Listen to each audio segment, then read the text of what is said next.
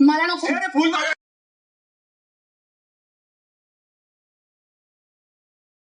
निक्कीने हिंसा केली तर अजून कोणत्या भाषेत सांगू तुम्हाला? आर्या आणि निक्की तुम्ही फिजिकल होऊ नका. त्या निक्कीने तिला गालावर मारलेलं आहे, आर्याने तिला मारलेलं नाहीये.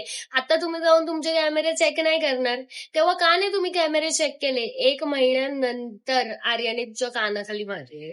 सगळ्यात आधी फिजिकल निक्की झाली. आर्या, निकी, या घरात हिंसा चालत नाही हे आपल्याला माहित नाहीये. बिग बॉस, मी काहीच हिंसा नाही केलेली आहे. तिने लिटरली मारलं पण आहे मला. मी फक्त अडवते तिला.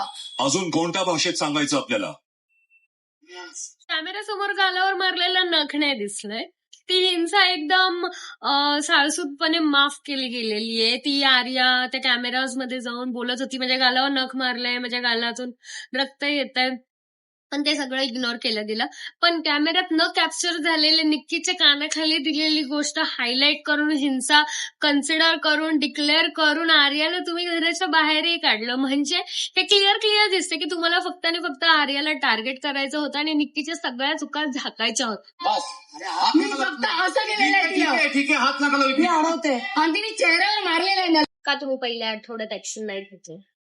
1 महिना पूर्ण आर्याने निक्कीची हिंसा सहन केली. पण जाऊन तुम्ही पहिल्या आठवड्यातच निक्कीला बाहेर काढायला पाहिजे होतं. आणि जे तुम्हाला पहिल्या आठवड्यात नाही जमलं ते अजूनही तुम्ही करू शकता. तुमच्याकडे अजूनही चान्स आहे.